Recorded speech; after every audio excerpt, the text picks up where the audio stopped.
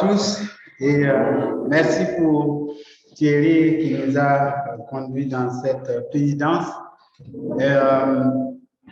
Vraiment, ce message, c'est un service commando parce que je n'étais pas prévu pour aujourd'hui, mais Ilan n'était pas aussi s'est engagé dans son agenda à d'autres prédications.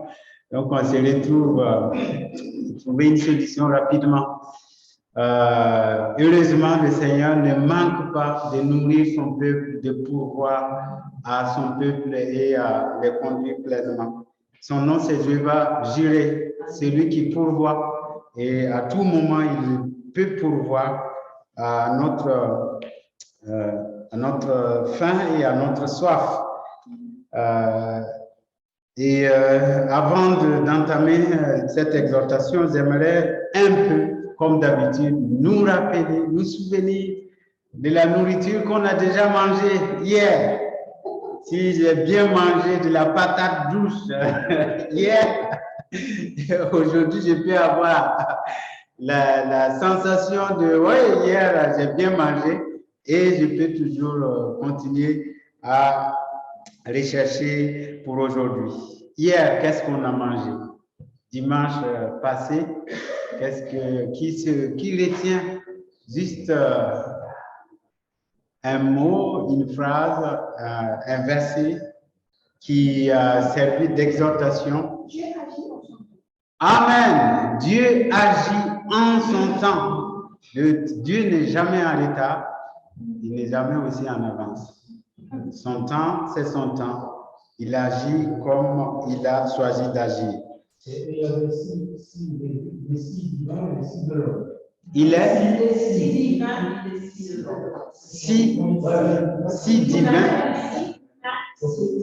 si divin, si humain. Amen. Humain et divin, selon le si de Dieu et le si de l'homme. Il y a une grande différence. Amen. Merci Seigneur pour cette bénédiction de permettre que dans son Église, il y a aussi des uns des autres qui peuvent nous exhorter, nous apporter de la nourriture solide pour nos âmes. Et j'aimerais encore nous rappeler les 3 prédications parce que j'ai fait une prédication suivie et je voudrais apporter maintenant des réponses de la thérapie par rapport à tout ce qu'on a vu les 3 dernières prédications en juillet, août. Premièrement, nous avons vu, ne craignons, ne soyons pas découragés, ne nous décourageons pas, ne cédons pas au découragement. Et ensuite, ne craignons pas. Et la dernière prédication, je me souviens, c'est ne nous endurcissons pas. Il y a n'est pas. Et maintenant, j'aimerais aujourd'hui nous offrir une première partie de cette réponse, c'est-à-dire apporter quelque chose qui peut construire et soigner les n'est pas, c'est-à-dire la peur, la crainte et l'endurcissement. Aujourd'hui, nous allons nous exhorter sur l'état de nos âmes. Nos âmes ont besoin de l'eau et de l'ombre. L'eau pour la soif et l'ombre pour le repos. Et si nous lisons Exode 15, versets 23 à 27, nous pouvons comprendre aisément que la réalité de nos âmes est à prendre en compte individuellement et aussi collectivement. Exode 15, verset 23 à 27, je lis dans la version Parole de vie 2017. Il arrive à Mara où il y a de l'eau, mais ils ne peuvent pas la boire parce qu'elle est amère. Le nom de Mara qui veut dire amère vient de là. Le peuple parle contre Moïse en disant, qu'est-ce que nous allons boire? Moïse prie le Seigneur avec force et le Seigneur lui montre un morceau de bois. Moïse le jette dans l'eau et l'eau devient potable. C'est à cet endroit que le Seigneur a donné les lois et les règles aux Israélites. C'est aussi à Mara qu'il a voulu voir ce qu'il valait. Le Seigneur leur dit, j'ai frappé les Égyptiens de plusieurs maladies, mais vous, obéissez-moi vraiment, à moi, le Seigneur, votre Dieu. Faites ce qui est juste à mes yeux. Écoutez mes commandements, respectez toutes mes lois. Alors, si vous faites tout cela, je ne vous enverrai aucune de ces maladies. Oui, celui qui vous guérit, c'est le Seigneur, c'est moi. Les Israélites arrivent à Élim, là, il y a 12 sources et 70 palmiers. Ils campent là, près de nous. Amen. Quand vous imaginez dans le désert, vous marchez 3 jours. Vous ne trouvez ni de l'eau, ni de l'ombre. Tout est des dunes de sable à perte de vue. Et là, vous êtes vraiment assoiffé. Vous êtes en train de souffrir sous le soleil brûlant. Et vous arrivez à une source d'eau. Et vous arrivez, vous prenez l'eau, vous mettez dans la bouche. Ah, papa, c'est pas buvable. Quel sera votre état d'esprit? Cracher. Ensuite, découragement. Hein? La colère. Oui, tout ça, ça vient. L'amertume. La déception. Oh là là, 3 jours, 3 nuits. On a suffoqué sous le soleil, sous la marche pénible. Et on arrive, déception. Combien de fois vous êtes aussi déçus des situations dans votre vie? Quelque chose qui n'a pas marché. Vous avez tenté plusieurs fois. Échec. Vous avez pensé que cette fois-ci, c'est le bon, je vais m'en sortir. Et voici, la situation devient pénible. Combien de fois la perte d'un être cher vous bouleverse et crée en vous cette réalité de déception. Oui, c'est ce que le peuple aussi a pu rencontrer dans leur marche avec le Seigneur. Individuellement, nous pouvons être confrontés un jour ou l'autre à une réalité qui va nous abattre, qui va nous rendre tristes, à tel point que nous, si nous ne faisons pas attention, nous pouvons faire l'effet contraire. Après avoir chanté des cantiques de délivrance pour magnifier Dieu dans sa perfection absolue et sa délivrance à leur égard, Moïse va faire partir le peuple vers le désert de Sour. Le peuple marche 3 jours, 3 nuits sans trouver un point d'eau. C'est ce qui les a arrivés. Le peuple arrive à Mara, mais c'est la déception, car l'eau n'était pas buvable, l'eau est amère. Après la terrible expérience de Mara, Moïse va diriger aussi le peuple vers Élim. À cet endroit, Dieu va déverser sa grâce et sa bénédiction de rafraîchissement à son peuple. 12 fontaines. 12 fontaines. Il n'y avait même pas un point d'eau. Et voici, à Élim, il se retrouve avec 12 points d'eau, 12 fontaines, 12 et 70 palmiers avec des longs. Et c'est une grande bénédiction. Chacune de ces expériences dans la traversée du désert peut nous être utile aujourd'hui dans notre vie personnelle. Nous allons retirer des éléments qui peuvent vraiment être pris ici comme exhortation. D'abord, nous allons essayer de comprendre l'amertume, comment elle s'installe tout doucement dans notre vie, dans notre foi et peut-être dans notre marche chrétienne et peut-être dans une église. l'amertume s'installe et peut prendre des proportions différentes et ça peut causer des dommages si nous ne faisons pas attention. Et aussi, nous allons voir en deuxième lieu la guérison. Comment guérir? Comment la guérison vient? Ici, dans la parole, il dit les maladies qui ont frappé Égypte. Si vous restez dans ma voix, dans ma parole, dans la soumission de ma volonté, je ferai de tels points que ces maladies ne vous touchent pas. Même si ces maladies vous touchent, je suis l'Éternel, Jéhovah Rapha. Je suis celui qui guérit. Je ne vais pas vous laisser détruire dans cette situation de maladie. L'amertume est un sentiment durable de tristesse, mêlé de rancœur, lié à une déception ou à une humiliation ou une injustice. Et souvent, on ne voit pas comment l'amertume s'installe dans le cœur, doucement. Tu es confronté à une injustice, à une tristesse profonde, à une déception.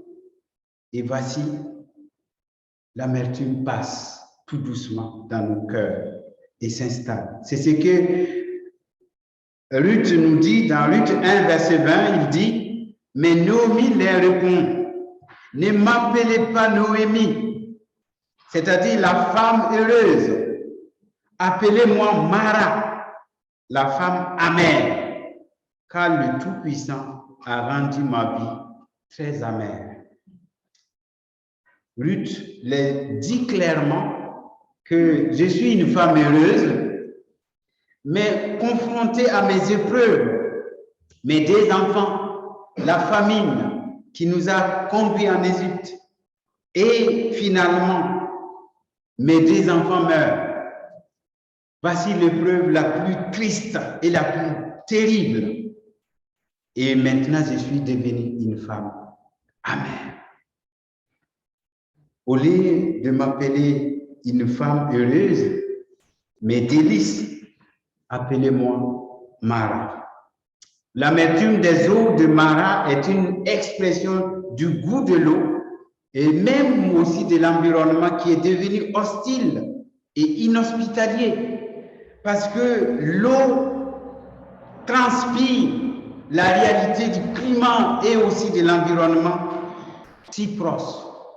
Et si nous aussi, l'amertume nous gagne et nous remplit, finalement, sans le savoir, on peut être dans un endroit où, au travail, à la maison, à l'église, rendre notre atmosphère inhospitalier, hostile à la vie.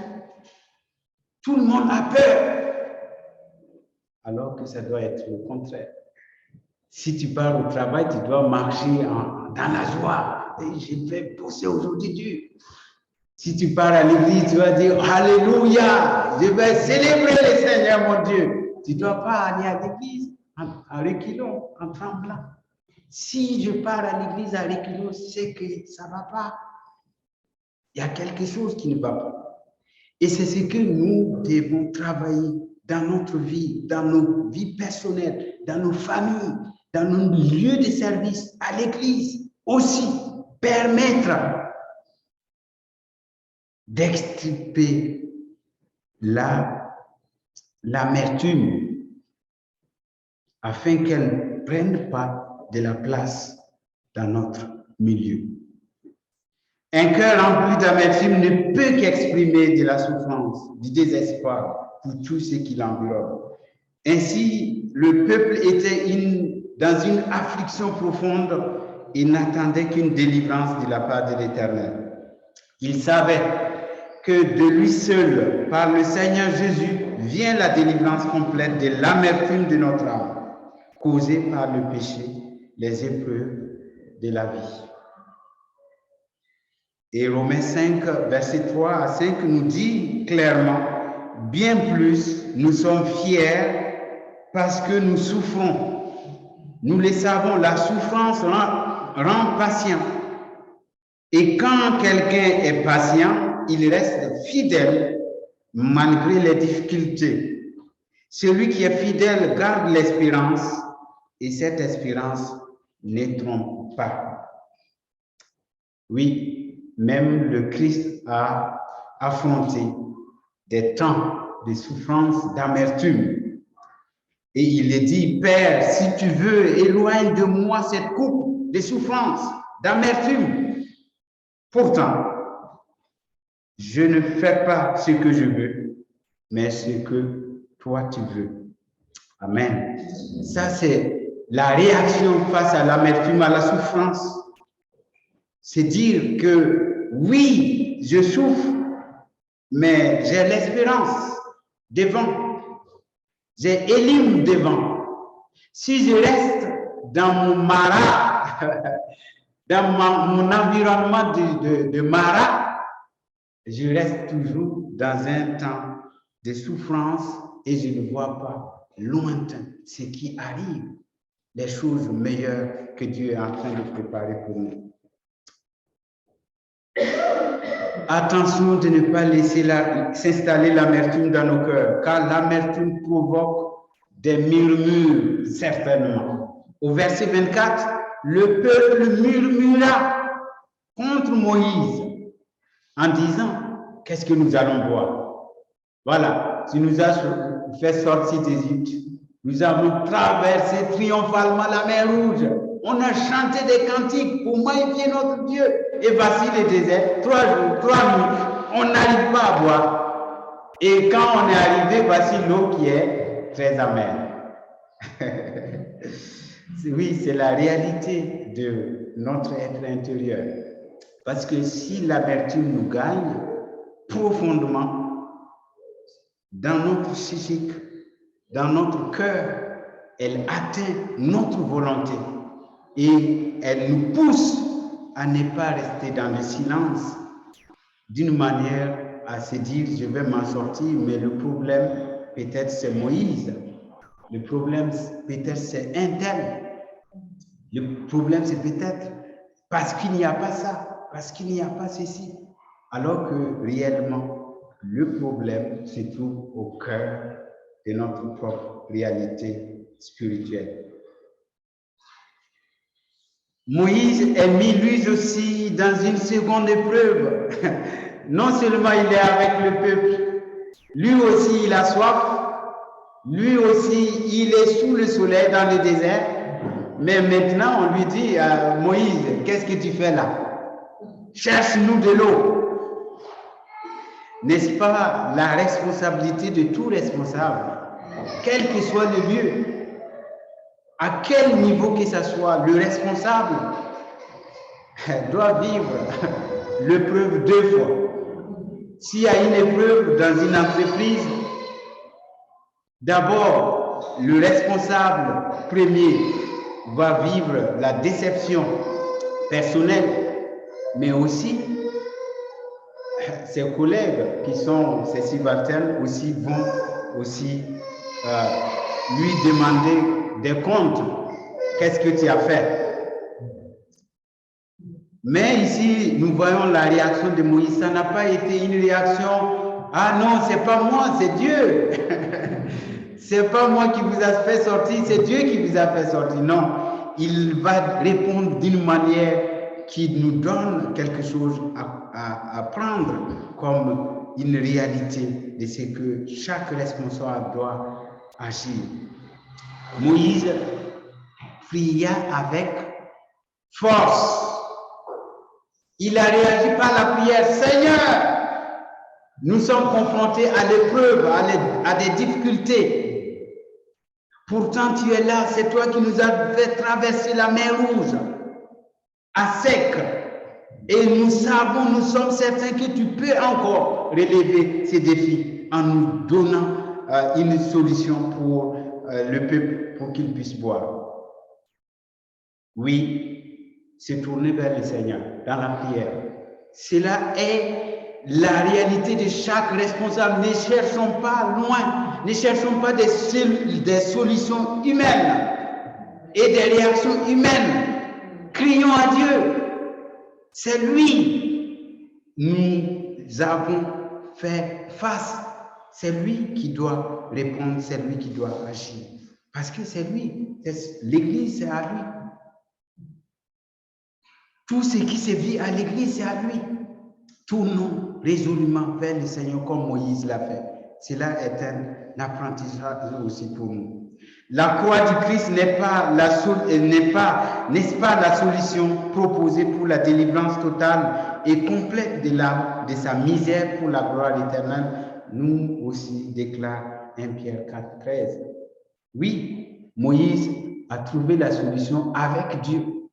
C'est pas en répondant au peuple.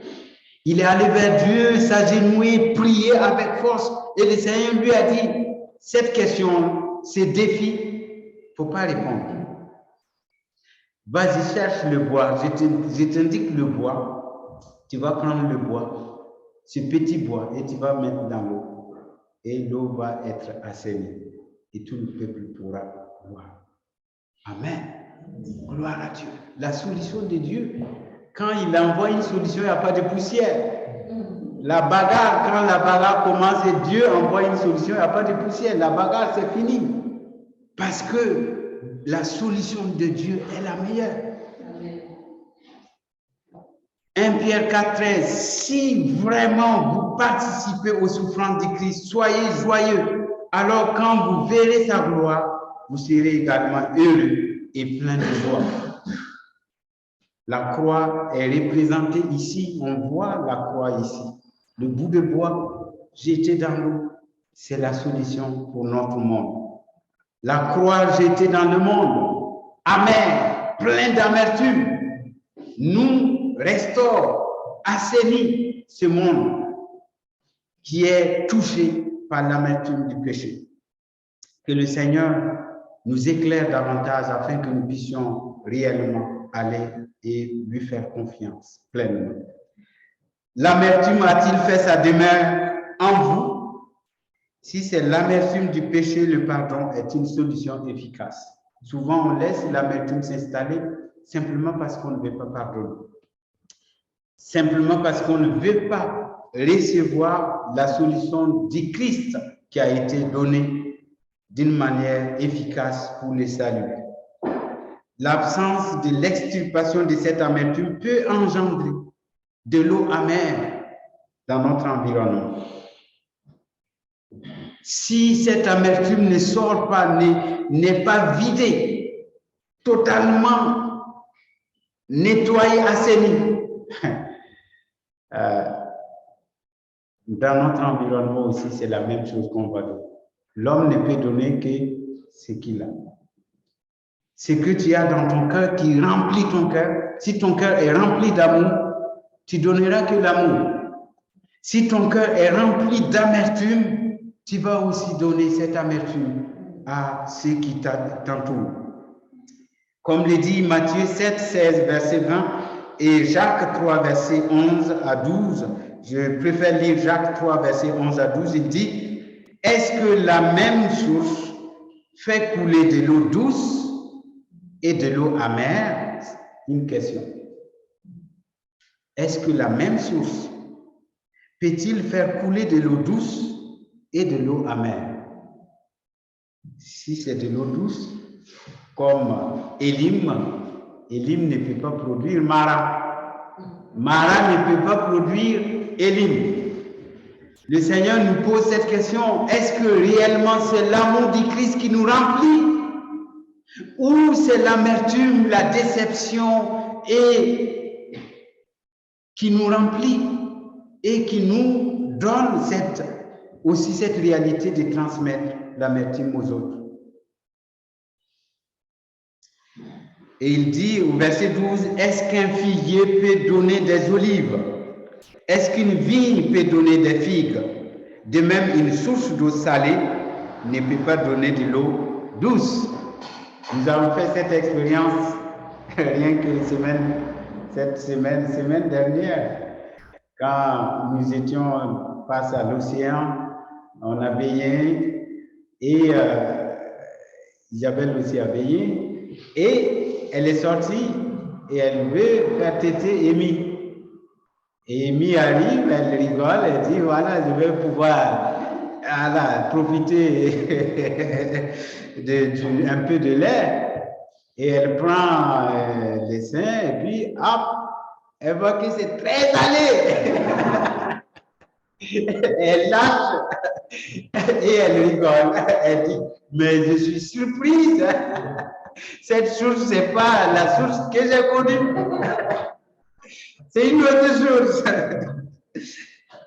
Et même les enfants savent leur source. Que si c'est salé, ça, c'est pas le mien. Ça doit être autre chose. Et c'est là aussi la vie du croyant. Si vraiment nous sommes remplis de l'esprit, de sa paix, de sa joie, de son amour, nous ne pouvons pas ne pas transmettre ça.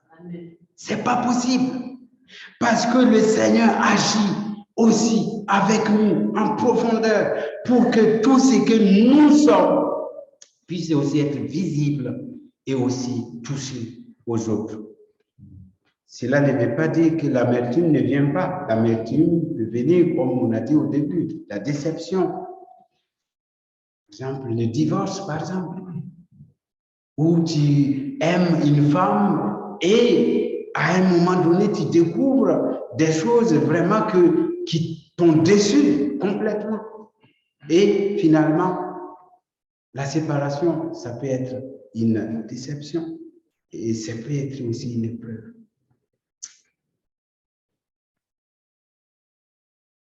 La guérison. Si nous avons parlé de l'amertume qui peut nous rendre dans une situation complexe, nous pouvons aussi espérer la guérison de notre Seigneur.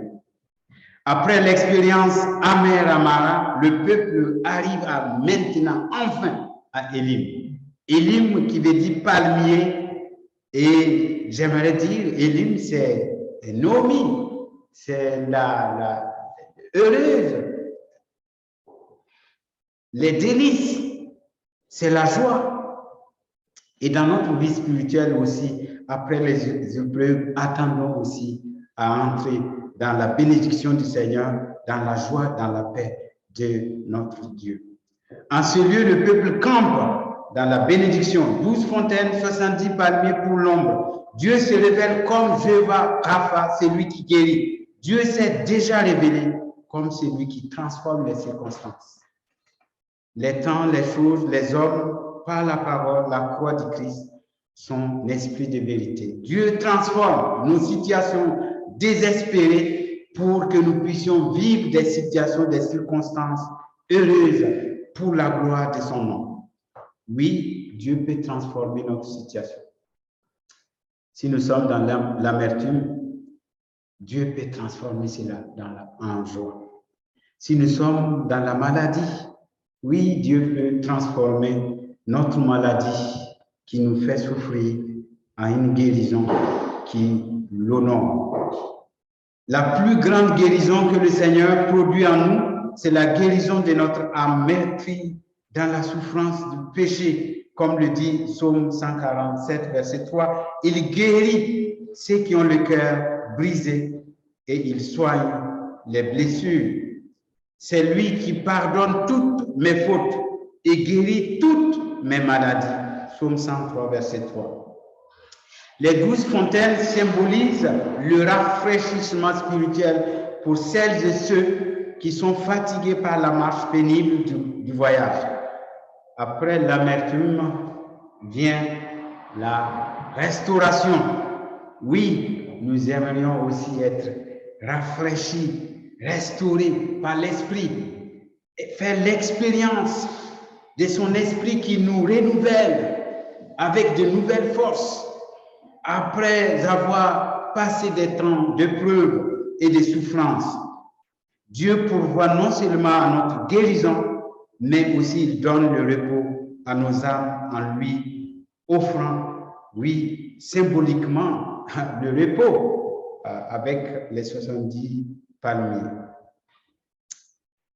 Que la guérison vienne à nos portes, dans nos vies, dans les situations peut-être que nous traversons dans ces jours.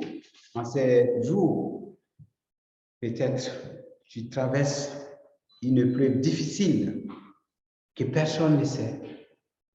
Mais sache que le Seigneur sait. Moïse a crié avec toutes ses forces et le Seigneur a répondu pleinement avec une solution efficace. Oui, le Seigneur aussi peut te répondre, peut nous répondre avec une solution efficace pour guérir la situation. La victoire dans la paix pour tous ceux qui se confient en l'Éternel, c'est ce que le Seigneur nous propose, nous donne. Christ, par la croix, nous apporte victoire et repos. Il prépare également la continuité, la croissance de son royaume par les ministères et les dons de l'Esprit qu'il a développés dans son Église comme bénédiction. Amen. Oui, le Seigneur a béni son Église avec des dons, avec des ministères, et cela doit être des sources de fontaines, 12 fontaines, et vous pouvez faire allusion aux 12 disciples, 12 ministères qui sont pour proclamer l'Évangile pour le monde entier. Et ensuite, les 70, c'est les 70 dans le monde, les 70 nations. Si nous voyons Genèse, nous voyons que les 70 nations qui ont peuplé le monde, c'est la réalité que oui, le repos atteindra toutes les nations d'une manière universelle pour les uns et les autres. À Élim, le Seigneur offre par son esprit un rafraîchissement spirituel, détruisant l'amertume dans une victoire somptueuse remplie de grâce et de bénédictions. Où en sommes-nous? Élim ou Mara? Je dois me poser cette question. Où je suis? Où suis-je? Où en êtes-vous? Comme le peuple d'Israël à Mara, où vous êtes à Élim. Si nous sommes à Mara, faisons confiance à notre Seigneur, parce qu'il donne la guérison en son temps, comme le message passe. Oui, le Seigneur guérit spirituellement en nous donnant le pardon de nos péchés, mais guérit aussi physiquement. Le Seigneur guérit physiquement et totalement. Je crois à cela. Et nous croyons que le Seigneur peut encore guérir et restaurer son peuple qui peut être atteint par certaines maladies. Il a dit dans ces mêmes versets, je ne laisserai pas ces maladies qui ont touché l'Égypte. Vous touchez. Même si ces maladies vous touchaient, moi l'Éternel, je suis l'Éternel qui guérit. Je suis l'Éternel qui vous guérit, qui envoie sa parole et qui donne la guérison. Oui, ce n'est pas systématique.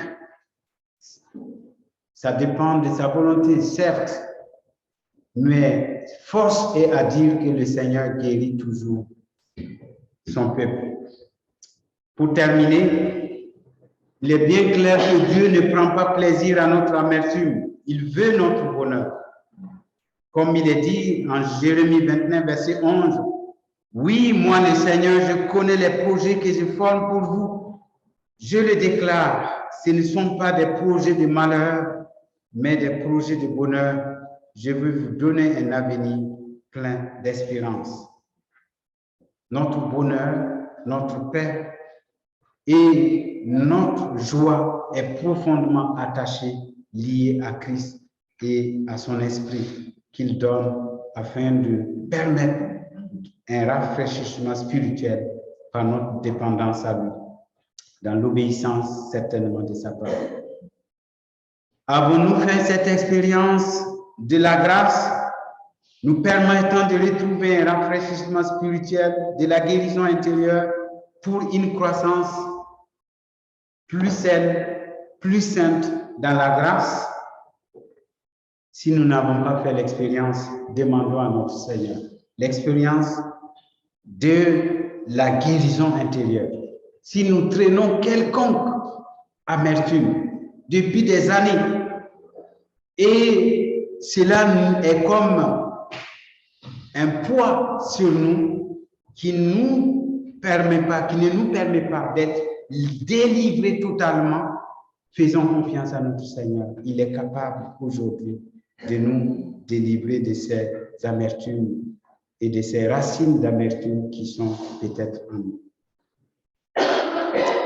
Ne nous arrêtons pas à Mara, s'il vous plaît, mais continuons à Élim. Des fontaines d'eau et des palmiers de victoire nous sont réservés par notre Seigneur pour notre rafraîchissement et notre repos. Oui, la tentation, c'est de s'arrêter à Mara, à murmurer, à tourner en rond, à accuser, à donner des coups de pied à l'autre, des coups de main à l'autre. Mais le Seigneur nous attend à Élim pour nous restaurer pleinement et nous permettre de prendre des fontaines remplies d'eau douce et de victoire dans le repos sous les palmiers qui donnent leur ombre et leur prestige dans la joie du Seigneur. Nous lisons ce verset pour terminer, Apocalypse 22, versets 1 à 5. Ensuite, l'ange me montre un fleuve d'eau qui donne la vie. Il brille comme du verre, il sort du siège de Dieu et de l'agneau, et il coule au milieu de la place de la ville. Là, entre deux parties du fleuve, il y a l'arbre de vie. Il donne des fruits 12 fois dans l'année, une fois par mois, et ses feuilles servent à guérir les peuples. Il n'y aura plus de malédiction. Le siège de Dieu et de l'agneau sera dans la ville, et les serviteurs de Dieu l'adoreront. Ils verront son visage et son nom sera écrit sur leur front. Il n'y aura plus de nuit. Personne n'aura besoin de la lumière d'une lampe, ni de la lumière du soleil. En effet, le Seigneur Dieu répandra sa lumière sur ses serviteurs et ils seront rois pour toujours. Amen. Oui, les 12 fontaines sont représentées ici à la fin comme une grande rivière. Et les 70 palmiers sont représentés ici, l'arbre de vie, au milieu du jardin, comme le début, le jardin d'Éden. Mais lui, il donne ses fruits une fois par mois, 12 fois dans l'année. Ah, c'est rare. Un arbre donne 12 fois dans l'année. C'est vraiment une abondance et une bénédiction sans fin. Voici ce que le Seigneur, oui, nous réserve à Élim, la Élim finale, c'est-à-dire l'aboutissement de notre espérance. C'est pourquoi nous ne devons pas nous arrêter à Mara. Considérons Mara comme un lieu à traverser, un passage, et continuons à avancer avec le Seigneur pour sa gloire. Amen. Je prie. Seigneur, merci pour ce temps d'exhortation. Personnellement, ce texte m'a fait du bien parce que, oui, en voyant le voyage du peuple d'Israël, je considère mon propre voyage, oui, ici-bas, dans la foi, ma marche chrétienne. Oui, il y a des moments où je suis arrêté à Mara, dans la déception, dans les murmures, dans la peur, ou même peut-être dans l'inquiétude. Qu'est-ce que je vais boire? Qu'est-ce que je vais manger? Quel sera mon avenir? Quelle sera ma vie dans 10 ans? Quel sera le ministère? Comment sera l'Église, les frères et sœurs? Seigneur, oui, je me suis trompé. Seigneur, pardon. J'aimerais, Seigneur, que tu donnes, oui, ta grâce encore pleinement dans mon cœur pour que Mara ne soit qu'un passage, oui, rapide, pour que je ne m'éternise pas à Mara dans l'amertume, mais que je puisse sortir de Mara avec une guérison de ta part pour aller à Élim, là où tu m'attends, là où tu as déposé des bénédictions, des grâces, pour que je puisse vivre pleinement en toi par ton esprit.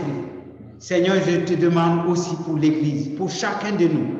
Oui, permets que, Seigneur, s'il y a des frères et sœurs qui sont à Mara, oui, par la déception de leur vie ou des situations, des circonstances de la vie, oh Seigneur, guéris, parce que tu es l'Éternel qui guérit. Tu es Jéhovah Rapha. Guéris l'amertume profonde, oui, qui peuvent se cacher dans le cœur et qui se manifestent de temps en temps par des murmures, par des insatisfactions. Oh, nous tournons vers toi. C'est de toi, Seigneur, vers toi nous tournons et nous te faisons appel parce que la solution vient de toi, uniquement de toi. Comme Moïse a crié, oui, nous crions vers toi et nous te demandons le bâton, Seigneur, qui va assainir, qui va restaurer, qui va guérir, comme l'arbre au milieu du fleuve, du jardin, Seigneur, oh, d'Éden, final, qui va servir de guérison pour des nations, pour les nations. Seigneur, guéris-nous maintenant. Dans ta grâce, viens et guéris ton Église. Viens et guéris, Seigneur, ton peuple. Viens et guéris la France d'une manière globale. Guéris-nous de nos maladies. Oui, guéris-nous, Seigneur. Des personnes sont sous le poids de la maladie spirituelle, oui, de manque de connaissance de toi, de ta vérité, de ta grâce. Oh Seigneur, du péché, viens et guéris et restaure et glorifie ton nom. Seigneur, merci, parce que nous arrivons à Élim. Seigneur, parce que ton peuple veut arriver à Élim. Seigneur, pour profiter des bénédictions, des grâces de ton esprit, du rafraîchissement spirituel. Oh Seigneur, que tu donnes par ton Saint-Esprit. Visite chacun, chacune. Et que, Seigneur, ton esprit, son œuvre, puisse couler comme un fleuve, Seigneur, dans les vies, comme des torrents, Seigneur, dans les vies, dans ton Église, pour restaurer et donner cette saveur de bonheur, de grâce. Seigneur, que notre environnement, l'Église, qui est notre environnement d'adoration, de louange, puisse être véritablement assaini. Que toute amertume soit extirpée et que l'Église soit attirante, parce que c'est Élim, ce n'est pas Mara, qui repousse, qui est hostile. Seigneur, viens et glorifie ton nom, parce que nous t'attendons dans la prière et dans l'abandon entre tes mains, au nom de Jésus. Amen.